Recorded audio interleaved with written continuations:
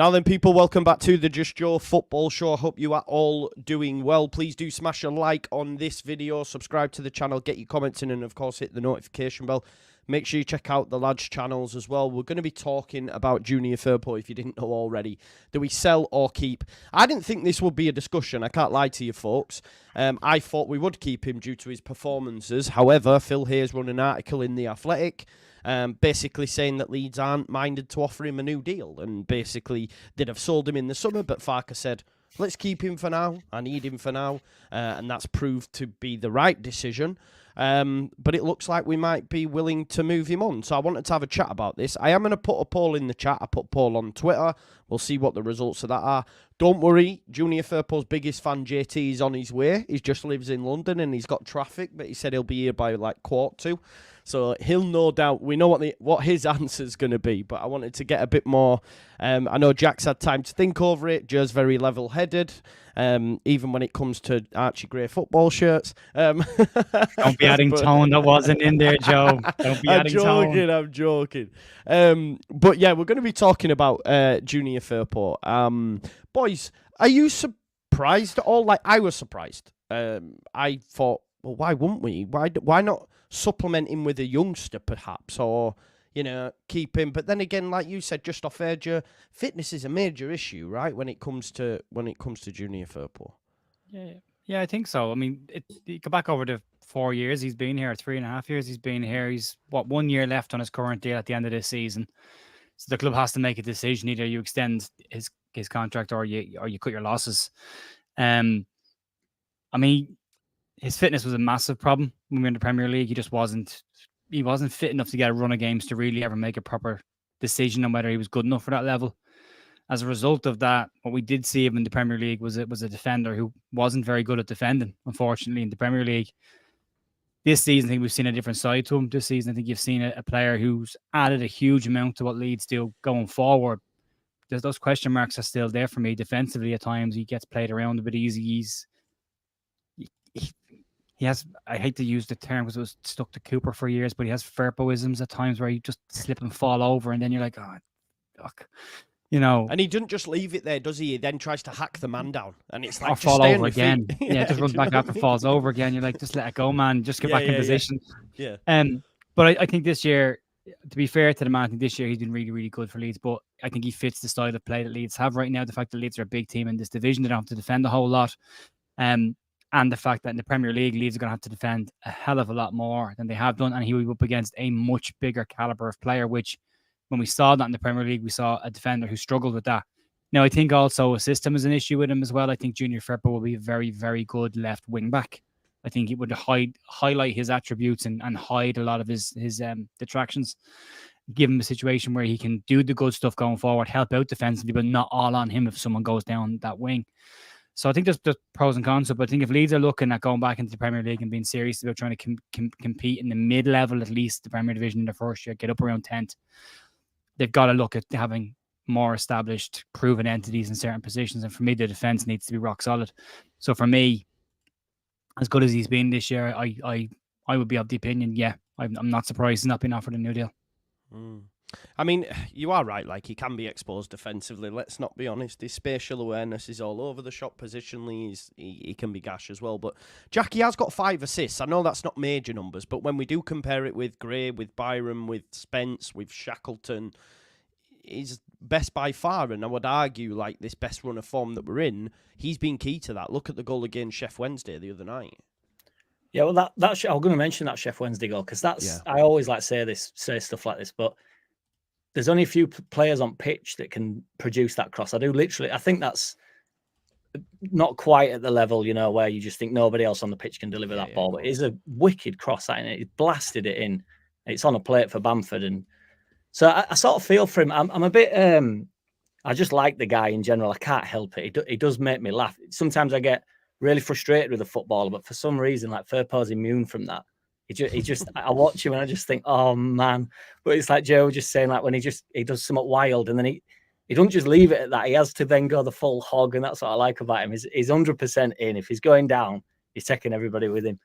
But yeah, I don't really like the chat of this either. I know I'm involved in it. I'm not saying we shouldn't be talking about it. I'm just saying you know, because with everything's been going so well, and I thought when this article came out, I was a bit like, oh man, I'm not into, like, why we're discussing Firpo on that level, like. And then it got me thinking really about all the other players, and ultimately, I mean, we are going up as champions, as we all know, but if we don't, everybody's sort of going to be looking. You're looking at everybody. You can look around the dressing. Well, I can't, 'cause I'm not in there. But if you was in there, you'd be looking around the dressing room, and they've all got their own little plan, haven't they? So I think it's a little bit. I think he's a topic, isn't he, Firpo? He's become a bit of a folk hero as well, hasn't he? Like just recent times, like McCormack when he's doing the chant and everybody and when he starts a Firpo chant, doesn't it? He's become like this. There's a charm to him, isn't there? That you can't help but sort of drawn to him. But there's no denying the bloke can't defend. I'm not trying to suggest that. But like Joe says, there's a wing back, and if we had a lot of possession, it'd be interesting to see how sort of at what level he could play. Really, if you never exposed him, but playing left back in a team that needs to defend a lot is. Against Salah and Saka. And I mean, to be fair, imagine seeing the team sheet knowing Salah's up against him. He wouldn't even see Salah though. Salah would just be gone, so it'd just be he wouldn't have time to do what about it. It'd be so Salah, you get away with it. It's against all dross really, where he gets exposed, and you think, oh god. It's not Salah, this one, though, Firpo. What's your excuse here? No, it's fair. George just said in the chat there, lack of representation from the Junior Firpo fan club. He is on his way. Don't worry, JT will be on his way. And... he'll fill in the gap. Don't worry, he'll catch up. He will do. I'm Team Firpo, to be fair. Just on the basis that... like the guy. No, I just made as well that until you replace these players... We've got a bit of a history of just thinking, I'll just get rid. Yeah. We did it with Alioski, didn't we? If you remember, Firpo was Alioski's replacement. Yeah. And that didn't go very well, did it? So, everybody wanted Alioski replaced. We replaced him with this Barcelona left back, and then he rocks up and he can't defend. So That's true. All of a sudden, Jenny Alioski became a fantastic left back for Leeds a year after he'd left the club. All of a sudden, everyone was an Alioski fan again. I was like, when did that happen? He's not even playing here anymore. You're right though. You've got to be really careful. Like Leeds, and to your point, I think he knows. Like I think he knows this. I mean, his agents. He has these conversations with his agent. Yeah. Let's not forget there was a lot of talk in the summer that he was going, and he was going to go. From one of the articles I read today, it said that part of the reason he didn't go was not only Farkas saying, "Look, we need to hang on to him for a little bit," but also the fact that he got injured in pre-season. All of a sudden, the Betis move was off the table. It was just. They had to move on for different target, and that was done and dusted then. But then it came up again just before Christmas again. The Betis were looking at him again and wanted to bring him back. So, there is constant things. And he doesn't like the cold. He doesn't like the cold. He said he doesn't like the cold. Yeah. So, this is not a hate stream against Junior Firpo. I said it in my news video the other day. I was talking. I was like, I actually like the guy. I do like the guy. And and as Jack said, when he does whip a ball.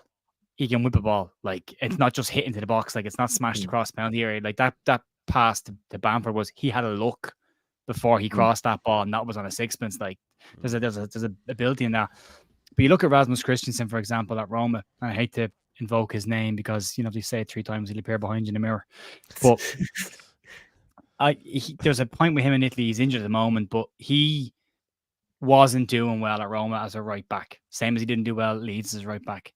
The Rossi changed their system to a three centre backs and put Christensen as a wing back, and all of a sudden, the narrative around Christensen's performance has started to change, and people are talking about how well he was playing, and how he got an assist, I think, and they're like, yeah, there's a player in here, but it was very much because the system changed. If Daniel Farke was to change to a back 5, keep him, 100% keep him. If you're going to play him as a left wing back, I absolutely would advocate for keeping the player in a back 4 in the Premier League. Yeah. This is the thing, innit? And I don't want to rewrite history like earlier on in the season. Well, I'm on record as saying like I'm a better left back than him. This is what I said on a number of occasions, right? I have a tweet out there somewhere that says Junior Firpo is not a defender. Yeah, exactly, right? So I'm not trying to rewrite history, but genuinely the article did, a bit like you, Jack, like I wouldn't be taught. I didn't think this was a topic for discussion until the end of the season when we're going, right, who's going to make it in the Prem? Who isn't? Who do we need to replace? However... Phil here has run the article. I can see people in the chat saying like, well, Farke likes him, he plays him. No, but this is an article from Phil where it basically says that with a year left on Firpo's contract, it seems unlikely that a renewal will be on the table. Byram's contract's due to run out this summer, and despite his long-standing injury concerns, which have crept back in, the 30-year-old has impressed and remains a favourite of Farke. But ultimately, they're both up, right? So it's like Leeds United are going to say, let's cut our losses in a sense and maybe receive a fee for Firpo. So that's why we're talking about it. And he hasn't done himself any problems with this form, because clubs now will be alerted to him. At least, before he never played, so it was only depreciating. At least we might get some sort of value back. But listen, if it took me by surprise, it'd have knocked this guy's head off, because obviously he's Junior Firpo's biggest fan. Talk to me about it. Are you in mourning, bro? Are you in mourning about Junior? I am mourning, mate. I wouldn't. But the stories are not worth the paper they are printed on, because let me tell you something. There is not a snowball's chance in hell you get rid of the best left back you have in the club, the best left back in the league, when we don't have any other backup at left back right now. Sam Byram is not a left back. He is not a left back backup. He was decent there at the beginning of the season, but as I said, you notice a huge difference when you have a natural left-footed left back there. And I think defensively, he's come on leaps and bounds. I think offensively, he's matured his game. He knows when to go forward a little bit more now. He's not as reckless as he was when he first came to Leeds. And his final ball, as you were saying, both of you said actually, the whip he gets on his ball, come on. That whip is sweeter than the whip I used to get given when I was a child. Let me tell you something. It is beautiful. I feel like I can hear my dad's slippers coming back up the stairs every time I see him with the ball down that left flank. You know what I mean?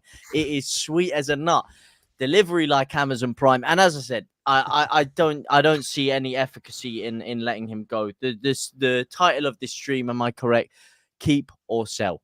100% keep. I think he has the quality to take it forward in the Premier League. And listen, even if you think defensively he's a little bit deficient, what other options do we have?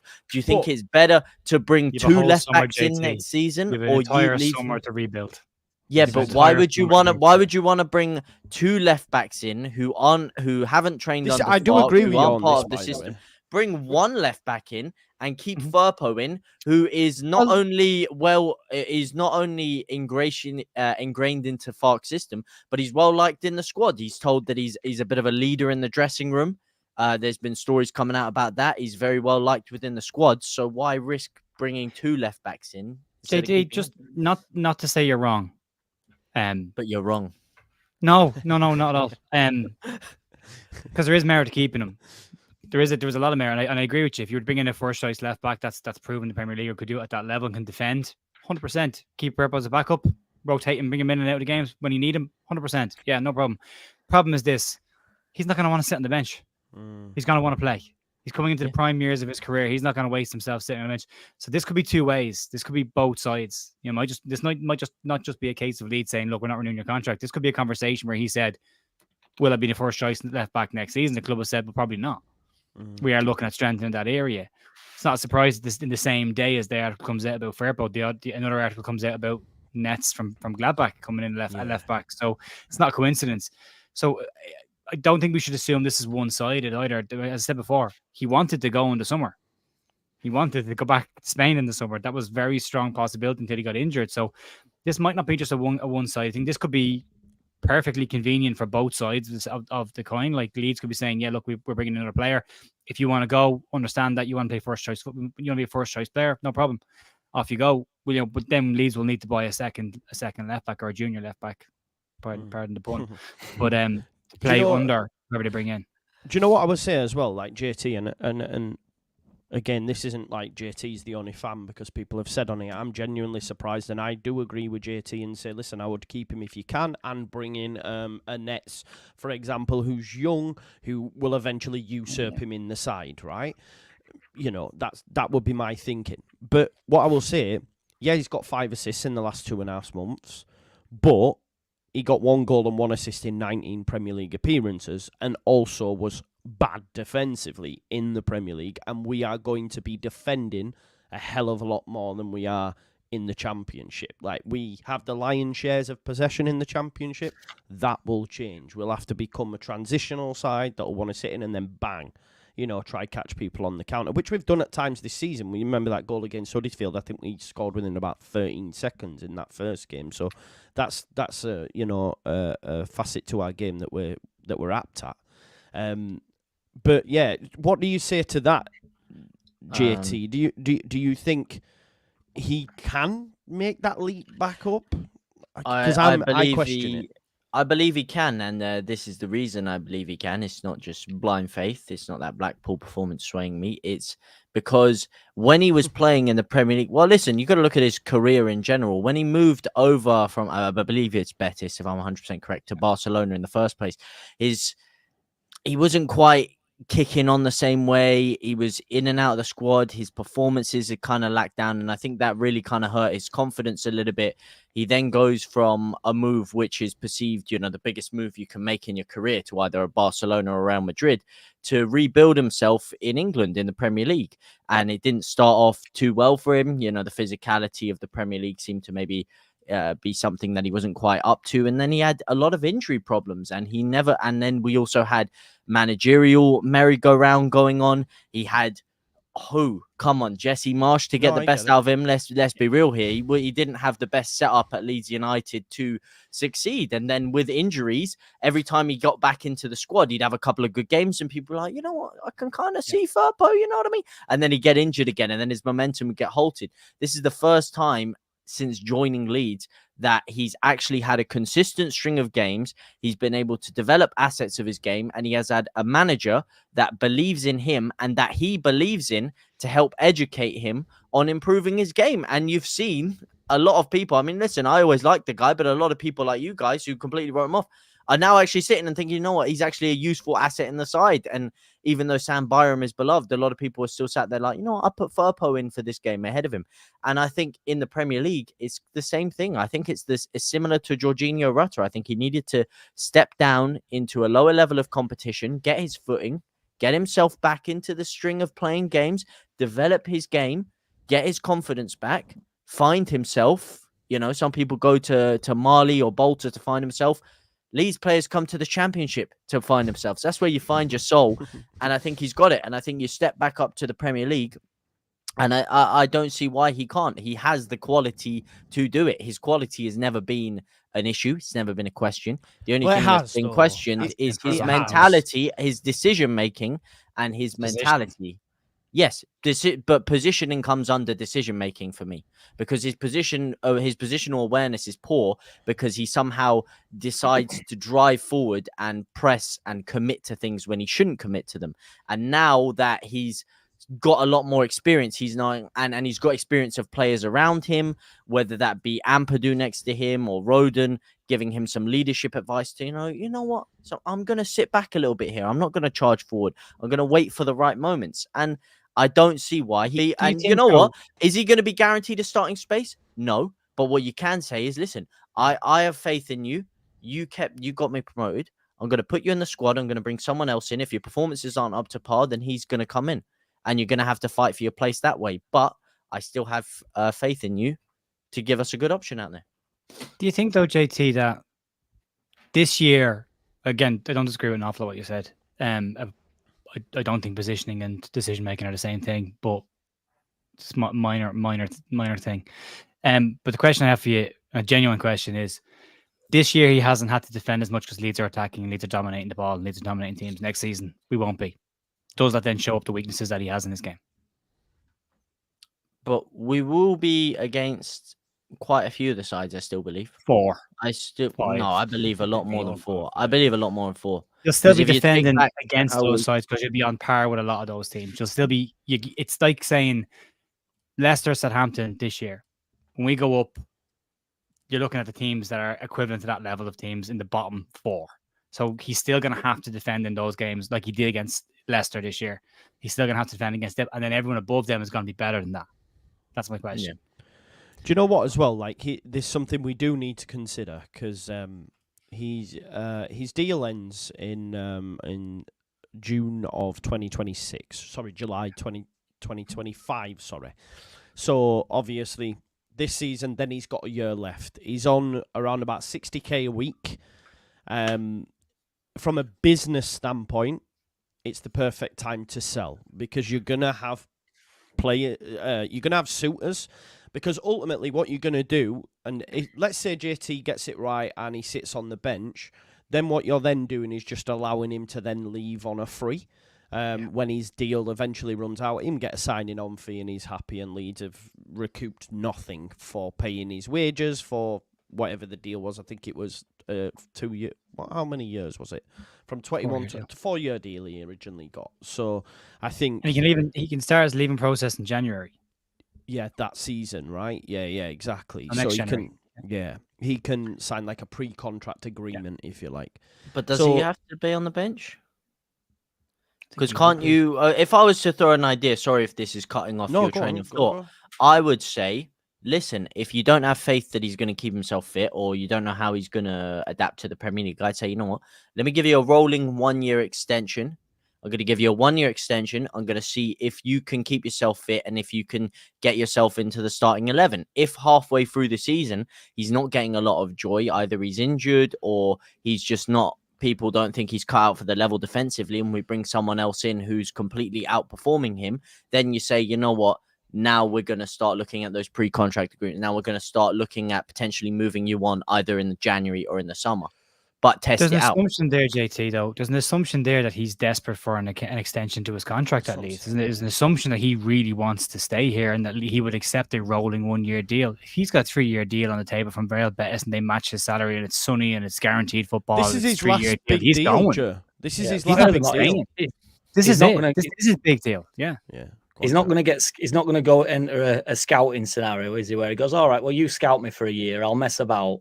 If I don't get inside, I'll get chucked out. He's not at that stage. He's quite a powerful, he's come from a big club. He's on a big wage, like Joe says, it's decision time for him, really, isn't it? If 27, he's either going in as the left back or he's out of here. In his mind, I'd like to keep him. I don't get involved in any finance side of it, where I don't care if he sits on bench 60 grand a week, as long as football club's been run correctly. That's none of my business. You know what I mean?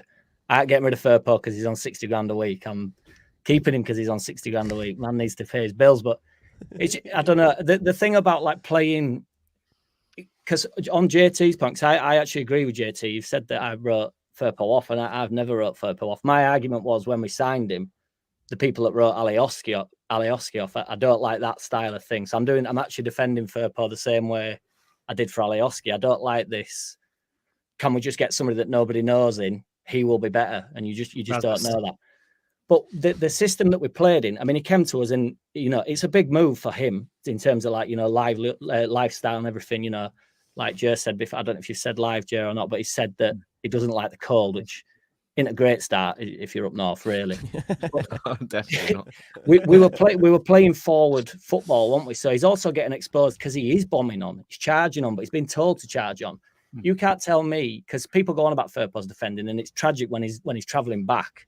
But when he's actually one-on-one, I don't think he's quite pacey. He can hold the player up. I think it's quite hard to physically beat him, like to jink past him. I think he's quite good one-on-one. If somebody's charging at him, it's a different story. But if they've got a lot of ball and we've sat in, if we're sitting in 2 banks of 4, which I don't think Farke will want to do that. I think he'll want to try and control the games. So that, we're sort of suggesting that we will be playing counter-attacking football, which we should. You don't think we will, bro? I don't think Farke will be up for it. Really? Yeah, I agree. I honestly don't. I don't think he'll have a. Bielsa didn't, did he? I'm not comparing the two. Fair.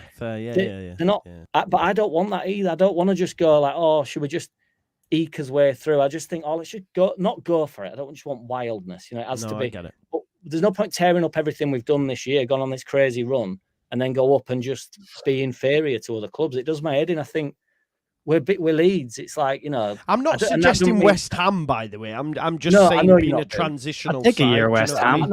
I'm not saying the 1 year of that change, but I'm just saying Firpo. What I'm saying is, if we went to 2 banks of 4, Firpo doesn't have to do a great deal. There's not a lot of defending done in them moments. If you're just sitting in, he could do that. I think most professional footballers could just sit in and do a role, really, if he's just not allowed out of his little box. The problem is when Firpo goes, there's no bringing the baby back. He's not coming back. So he does wander.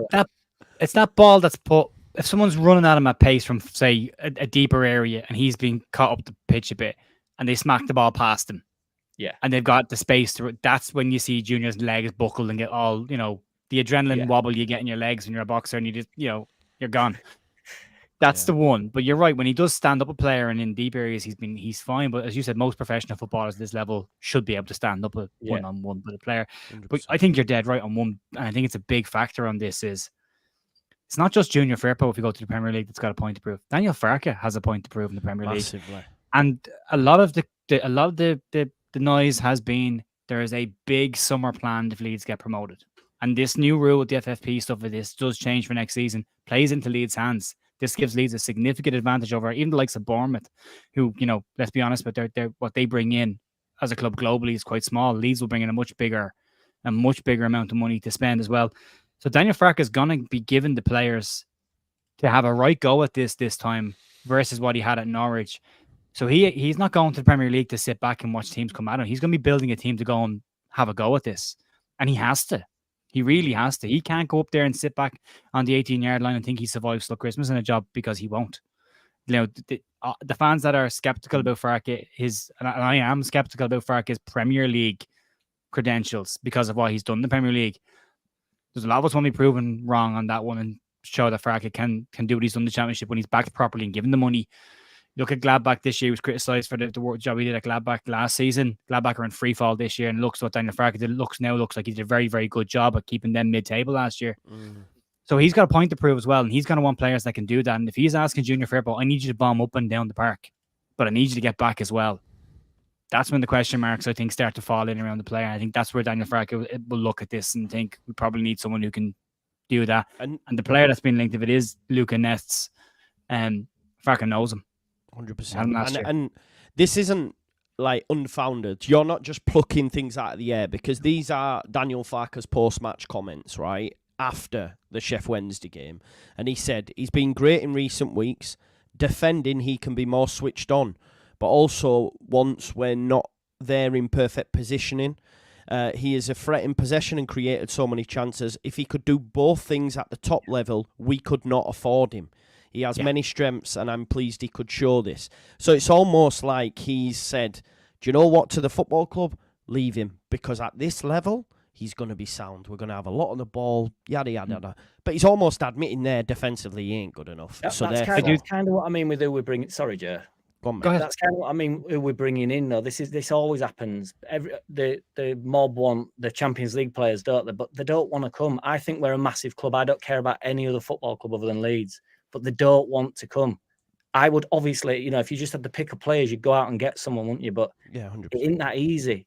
We got Firpo from Barcelona, so that's at least a big club, and then nobody liked him. So it's the hardest thing in football, and not to sound like Roy Keane, but recruitment is the hardest thing to do. And everybody's after the same sort of 20 players in each window, aren't they? They're all got same scouts, they've all got same stats. It's all anybody that has a little spike, everybody's after them. So I mean, you said today, didn't you, Joe, that Nets, whatever he's called. Well, he's apparently he linked to Scum and stuff. Yeah, Manchester United, Chelsea, City, Arsenal, everybody. You're looking at him, But they will have a look at him. But like you said as well, Joe, you said that they tend to actually come slightly down the ladder, don't they? And then they're not just they'll pay a bit more, won't they, to have him proven elsewhere, really. But everybody's looking at these players, and if he's really stand out, the big teams are coming in, aren't they? So it's still an unknown.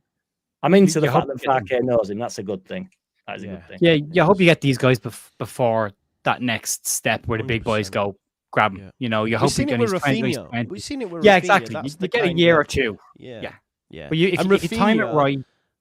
Sorry, Rafinha negated Champions League to come to a newly promoted Premier League side because the Premier League is like the pinnacle, right? I think that's a big factor, and that ties into what Jack said as well. Well, yeah, and this is a really interesting point. It goes back to what Jack was saying there as well. We need players to want to come to play for Leeds United, not to come to play for the Premier League, because Jesse Marsh's lot from last season, they came to play in the Premier Division. They didn't come to play for Leeds. They came for Premier League money. They came to play in the Premier League. They've all said that. Robin Koch, when his exit interview from Leeds, pretty much said, I wanted to play in the Premier League. I've done that now. Now I want to go back to Germany. He's like, never mentioned Leeds. They didn't come for Leeds. And there's a lot of players who are looking at the Premier League and going, Sinisterra is another one. He's a he's a mercenary. Like when Bournemouth go down, he'll be on the first second bus back to the next club. You know, doesn't care who he plays for, wants to play in the Premier League. And that's the difference. Leeds have to get players that want to be here first and foremost. But the major point, and this goes back to again Jack's point about Alioski, Leeds cannot let Firpo go until they brought a replacement in for him first. That has to be the way it happens. Now that might not be great for Junior Firpo, but if Leeds are going to do this probably because we did leave ourselves short with Alioski, and then ironically, Alioski probably would have suited the Premier League more than he suited the Championship, you know. But we'll let him go. But we've got to be smart with this as well. But I think to your points, Joe, that if you look at the comments that Fark has made, everyone's concerns about Junior Firpo are in those comments. But everyone's recent praise of Junior Firpo is also in that. Now, there's a lot of it is the levels as well, and style of play and level of play. And as you and Lockie say all the time, certain game states that suit these players. But I don't think it's just Junior Firpo. I mean, we've had the Patrick Bamford, Matteo Joseph conversation last week, and people were saying like, oh, well, don't tell us Bamford's Premier League ready when we get there. It's like, well, nobody was telling you that. We were saying he was Championship level now because we're in the Championship. Next year is a different conversation. You start having the conversation next year about going back to the Premier League.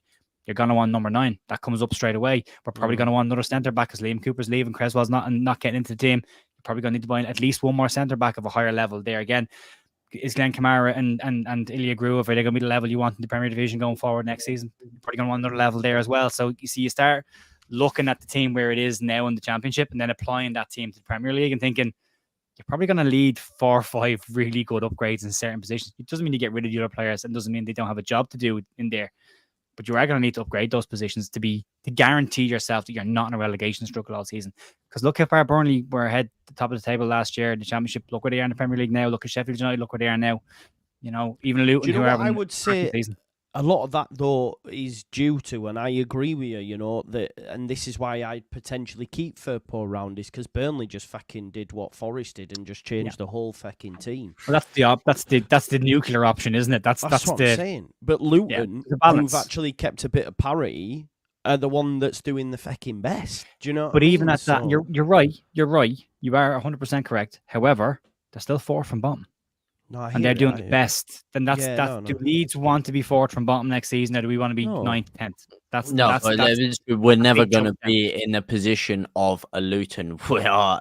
Listen, I don't want to fall into the cliche trap of we are Leeds United, but we are. We're a huge club. We've got a much bigger stadium. A lot bigger JT, we were fighting relegation. We were fighting relegation because of really stupid decisions, and because we didn't back the man that got us there in the first place. Let's be real, dude. There's only one reason. This is not the same. If we do get promoted, and listen, we're all talking as if it's already a certainty. It's still not a certainty, but if we do, it's because of 95%. The structure. It's because of the structure of the club from top to bottom. That would be why we get promoted. 100%. There's only one reason we got promoted last time, and that was because of Marcelo Bielsa. All right, he single-handedly transformed the training ground and everything himself. He's the only reason we did. We didn't back him, and then you realize the second you don't back the main reason we're in there, we're going to be in a seriously bad position. So I wouldn't compare it to that. And as I said, we've got enough money to spend. If we were going to, I agree with you, 4 or 5 key acquisitions. I don't think we need to litter the squad because we have a very good squad. I've been saying it since the day we went into the Championship.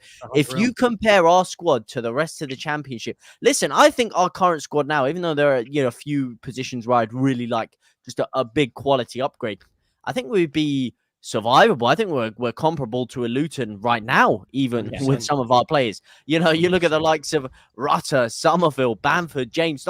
These are good players that I think even they would want, like a Luton or a Palace. Bamford's better than Carlton Morris. Bloody Rutter's better than Ross Barkley. How many mid-table Premier League sides? Nonto's better than Andros Townsend. I agree with you massively. Firpo's better than Luke Shaw. You can keep going on. You can keep going on and on. The point that I'm making, JT, is you don't want to be comparable to those teams. You want to be comparable to whoever's 10th in the Premier Division. Oh no, I'm saying we're comparable to them now. We're comparable to them now. So you bring 4 or 5 top players in, then we're comparable easily to the top. I mean, look at the Chelsea game. And I know Chelsea are, they're a weird case because they always seem to bottle it against the worst teams. And then they turn up against City or whatever.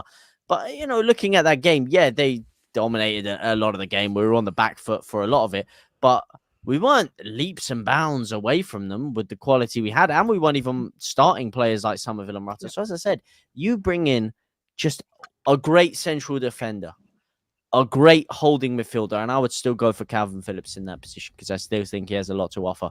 And mate, could you imagine Phillips and Gray in the midfield together? I'm not going to get sidetracked, but amazing. A great central attacking midfielder, a great winger, and a number 9. And I think, listen, that squad is ready to mix it up in there if and when we get there. But the topic is on Firpo, and I still believe he has the quality to start. You guys are talking as if it's guaranteed he'd be condemned to the bench and he's not good enough. I still think we haven't seen the best of Firpo. I am still of the opinion. I am of the opinion that we have still not seen the best of Senior Firpo, and you get him into the Premier League, you get him into a system that he knows, and I think, listen, this guy could be different. But that's the problem. It's not about getting him into a system that suits him. It's about him fitting into a system that suits the team. And that's the problem. He already is. I'm saying he already fits into the system. I'm saying he didn't before. I'm comparing it to last time where he didn't fit into. I mean, did we even have a system? Let's be real. Under Jesse Martin. The thing is though, about you just went through the entire spine of the team, replacing them all, saying get an upgrade on a centre back, a centre midfielder, a winger, and a number 9. So it's every single position basically. But then the left back's fine. The only player that, you know what I mean? I'm just to clarify, I am team. That's brilliant. I want to keep Firpo. But let's not suggest 10 players need replacing and we keep Firpo so that we can get him into a That's system. true, Jay. When I said those players, I don't even mean replacing because I mean. No, I know you don't. I just mean top players. I'm team Firpo. Just like absolutely clear that up. I think we should keep Firpo until somebody comes in that is actually decent. Even if they do, I would still start Firpo and I would give him the benefit of the doubt and hope that he progresses into what I can hope, see. JT. Because but I can see it. You're just not seeing it yet. I'm telling you. I'm not saying that. I'm not saying that. I'm so good. No one has said this, by the way. We've all said the same thing. You keep him unless you get somebody better. That goes for I don't believe there are any attainable within our budget. Within our budget that we can afford if we're investing in other areas. But JT, you don't even know what I have a higher ceiling than him. And just to clarify, that goes for every team in the world as well. Anywhere, every single player needs replacing. There's about 4 players on the planet that you wouldn't replace. So it doesn't matter whether you're in winning Champions Leagues every year, which nobody does, but if you did, there's still that squad still needs improving, doesn't it? So if that you're never not ends. Every year you're struggling. Like if you look at the Premier League team and the year that we didn't do it, remember the year that we were told we didn't need any players, and what happened? The arse fell out of the team completely. Like you've got to be strengthening. And again, the Chelsea game is a fine example, but it's a single game at that level.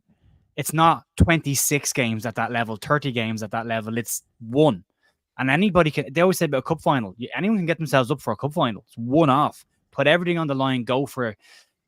But can you play at that level every single week and maintain that level every single week? And that's where better players perform and weaker players don't. And that's why better clubs do better week in, week out, and lesser clubs don't. Because holding that level is such a hard thing to do. And you've got to be a certain caliber of player to do that.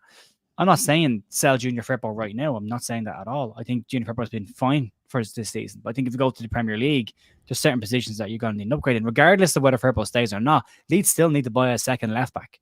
They still need him because we don't have a left back in under 21s either. So like there's not exactly a young under 21 left back coming through there. We sold him to Ipswich for nothing. You know what I mean? So we don't have that transition now. So whoever comes in, Leeds have got to be very careful about what they do with this. And again, the same thing. Firpo might just be told, look, we're bringing in somebody in your position. When I've played and I've had managers say to me, I'm bringing a striker in next year, I've been like, right, I'm off because I want to play. I don't. I go, well, you'll play some games. Like, no, I want to play. So I'm not sticking around to not play. So I'm not saying he won't play, but I'm saying the possibility there, Firpo will go, I've got a guarantee of warm weather, better contract, guaranteed 3 years. I'm 27 now. That gets me to 30. I can earn another deal after that one and then winding down my career then. 100%. I agree. He's obviously got a good attitude, hasn't he, as well? Because Farkas squashed everybody out. He's clearly, because there was a lot of talk about him potentially going. We were injured at the start of the season, though, weren't he? Yeah, in the build-up. So he'd have maybe got that move anyway. He'd maybe got his way out. But he's obviously a decent lad. And everybody seemed like, I think JT said, everybody seemed to like him and stuff. And I do think the fans are fond of him.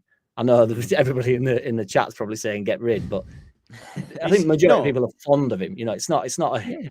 I think a lot of that's due to the redemption arc, man. Because I couldn't stick the guy. I can't lie to you, but we love it's a case of redemption. No, but it is though. It's like you like a return. Do you know what I mean? I'm like, oh, do you know what? Nah, yeah, I'm on board, man. I get it. Yeah, come on. His name. But you should have just listened from day one, mate. I was telling you from Blackpool. He wasn't, mate. Listen, you just don't see. You just are so quick to judge players. You said the same thing with Somerville. You said the same thing with Patrick Bamford. You said the same thing with. I haven't said nothing about. And Pat. You said the same thing with Rutter. And those 4 players. Slow down. You haven't said the same thing with who? Pat. Pat. When I came on this season, I remember a direct quote from you saying that he couldn't trap wind. I said I would get him into the squad, and you were like, "Oh, he couldn't trap wind, that guy. I wouldn't get him I wouldn't have him anywhere near the squad." You're gonna have to source that clip from me. Yeah, he will do. Don't worry. Oh, I will. I remember it. It was my first stream back in a long time, and I was like, "Listen, mate, get Pirro out, put Bamford in." You're like, "No, come on, he couldn't trap wind. I can't stand the guy. I want Kiefer Moore. He's like Bamford, but way better." Well, I still stand by that point. Maybe I should have said that, but still, Kiefer Moore's even though I think it's a valid point. Kiefer Moore. No, listen, there's a couple of comments. Radaby Leeds with the super chat says, we must remember that the only time Firpo's even approach good performances for us is at championship level. If we go up, we sell and reinvest. And I think that will end up being the case. Necromancer says, all this talk is far too premature, Joe. You're setting yourself up for...